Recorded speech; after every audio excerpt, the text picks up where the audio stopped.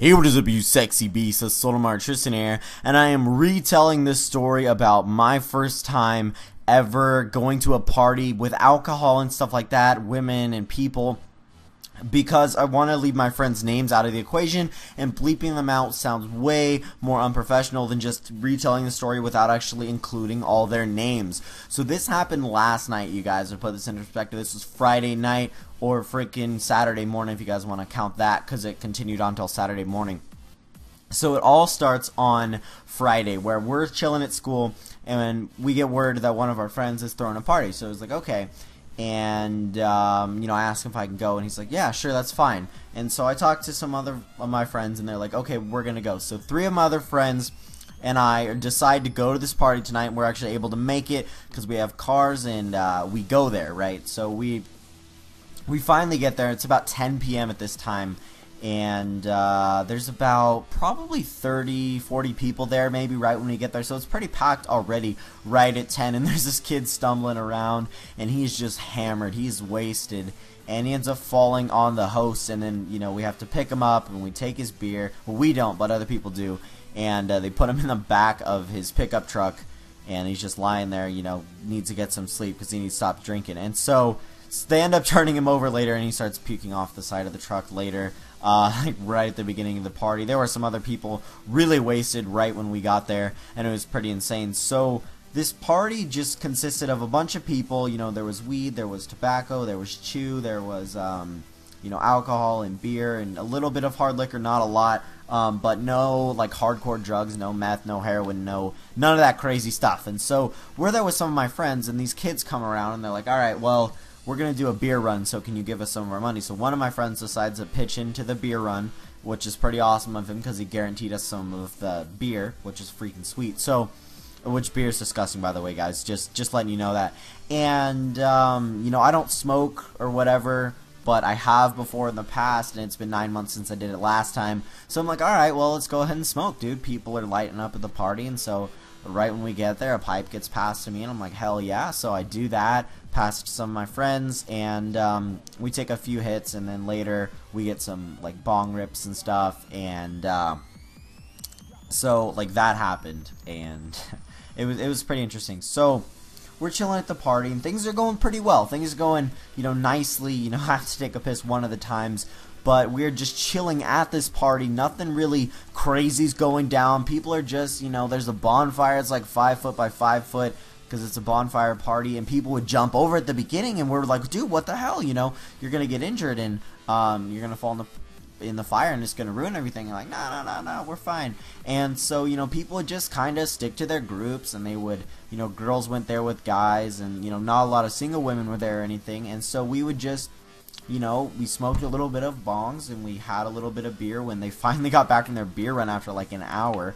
And so we're just chilling at the party, and everything's going fantastic because, you know, nothing crazy's happened. It's just a nice chill party where everyone's getting along well. And then all of a sudden, at about 1 in the morning, freaking a fight breaks out between some kid we know and some kid I can't recognize. And so we're like, alright, so this is getting crazy. So we're like, okay, the fight breaks out by this garage, and they're just brawling, and the kid we recognize is actually beating this other kid. And we're like, alright, good. But everyone's starting to leave. Like, a lot of people, like 10 people just dipped out because they're getting scared, and they're like, oh god, you know, what do we do?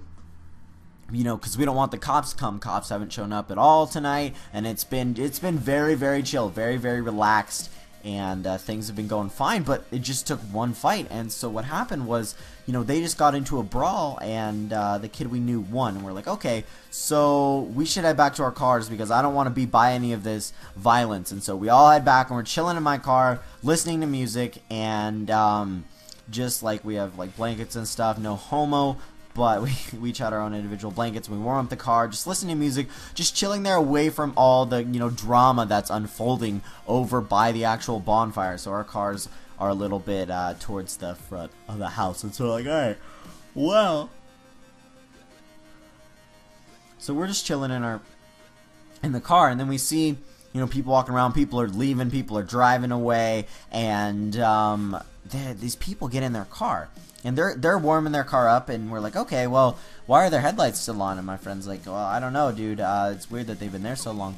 And so, you know, they're just waiting there. They just keep waiting there, and eventually you see them start leaving. We're like, all right, cool, they're finally leaving. Oh, that's good. That's good for them. Maybe they're just waiting for their car to warm up. They pull to the front of the driveway, and it seems like they're waiting there for a little bit. And we see a kid we don't recognize, just because it's really, really dark outside, you guys. 1 in the morning, and we're chilling in my car. Headlights are off. Everything's, you know, whatever. So there's no glare resistance there. And so they have their headlights on, and they're leaving the place in like some SUV. And you see this kid just walking around by their car, and you see a kid get out of the car, and they start fighting. We're like, okay, well that's weird that there's another fight going on. And then all of a sudden you see another kid get out of the same SUV, and they just start beating the crap out of this kid, dude. They just destroy this kid. They're kicking him in the face, they're punching him in the face for about 45 seconds, just mercilessly. Like, it just cannot be tamed, and there's nothing we can do about it. We're about 300 feet away. We can see it through the, you know, because they have their headlights on, and they're just beating this kid to a bloody pulp. And what we can see, you know, because we couldn't have done anything. These kids were too far away. There's nothing we could have done at this point. And so we just felt like shit. And so we're like, oh god. And so what we do is we end up, we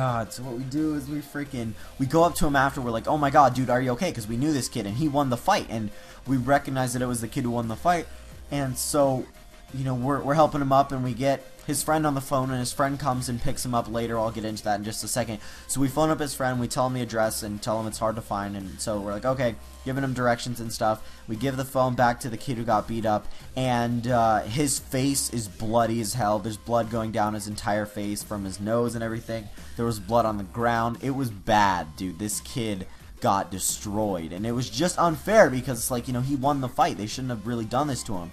And so we're just waiting there, back in our car, freaking out because, you know, we are, I'd had a little bit to drink. I had that beer that my friend gave me, and then I also had a little bit of a beer that this girl gave me, and then also a shot. So I'm like, okay, well, and then I was faded.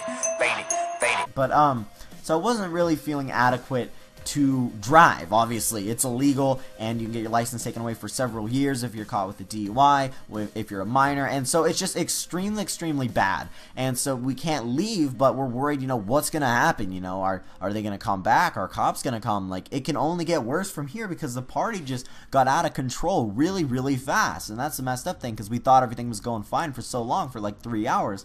Because people are chilling, people are smoking, people are drinking, whatever, things are going well. And, you know, I smoked a little bit out of a bong, a little bit out of a pipe, you know, had some alcohol, but I was obviously not adequate to drive right there.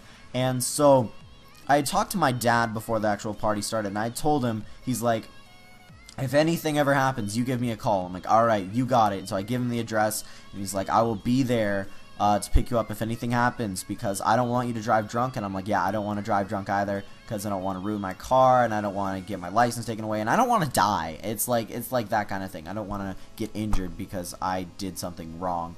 And I was definitely more high than drunk, but it's still really bad, you guys. I do not encourage that at all. And so my friends end up taking off. They get in their vehicles and they leave, and so it's just me there waiting at his house. A bunch of people have left. I don't even know how many people were left at the bonfire when I was still there. And so I'm like, oh god, I'm freaking out. And I knew this place was really hard to find, and so I'm like, okay, well, what I did was, so I drove my car to the end of his very long driveway, and I'm just waiting there for my dad to come pick me up. So I end up calling my dad, and I'm like, look, things got out of hand. There was a fight. Some kid got gang beaten, and I need you to pick me up, Dad, please. And he's like, yeah, I will be right there, son. I'm like, thank God. And so it's taking a lot of time. My phone's almost dead. I have 4%, and I'm freaking out. And by the end of the driveway, I'm alone. I'm in my car. I'm doing this thing breath by breath, and this is about 1:30, so a little bit after the fight happened, 25-30 minutes maybe. And I'm just waiting in my car. I turn the radio on to, you know, soothe me, but it doesn't. Like, it kind of does, but I'm still freaking out. I got my, you know, doors locked, and I'm just waiting there, waiting for my dad to come pick me up, because I mean, I didn't want to sleep there. That was my initial plan. I brought blankets, I brought a bowl to, you know, puke in and stuff, and I brought a pillow too to sleep in my car, which I've never done before. And so I was prepared to sleep there, but I really didn't want to if anything worse happened. And I didn't feel safe, I didn't feel well, and my dad knew that I was going there, and he's like, yeah, I will pick you up. And I was like, this is fantastic. And I'm waiting there for literally 25 minutes. I turn my car on and off to, you know, stay warm and stuff because I'm picky, and just to listen to the radio and stuff. And I'm just waiting there, breath by breath, looking down the street for any possible headlights. I see a few cars come by. The kid who got gang beat got picked up, which was awesome. I felt really good about that, because I hope he's alright. That was just fucking ridiculous. He did not deserve that at all. And so I'm still waiting there for my dad. I'm, you know, doing this thing breath by breath, and I don't know what to do. And I finally see his car pull up next to mine. I'm like, thank God you're here. I'm not good enough to drive right now.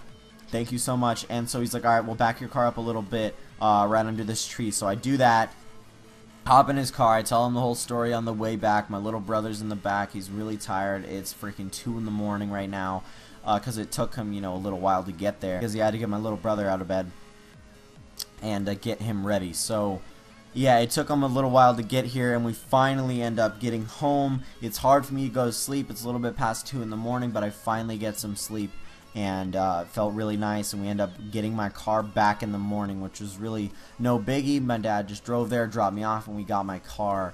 It was a very, very scary story, and like the life lesson is like, parties always kind of end in stuff like this. Like, they can never really go 100% because you can't predict what people can do, especially not with alcohol.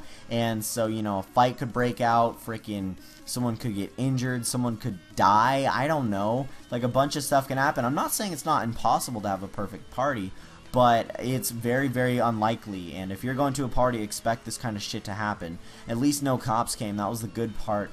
But there was really no light at the end of the tunnel on this story. And also the fact that this guy really shouldn't have gotten gang beat. That's just not cool at all. Like, he legitimately won the fight. He deserved that victory. And they really shouldn't have gang beat him. That's just retarded. It's never fair, 2 against 1. It's just, it's not cool. And I feel sorry for him. Really, if you guys enjoyed the story, have a great day. And remember the fact that I love you.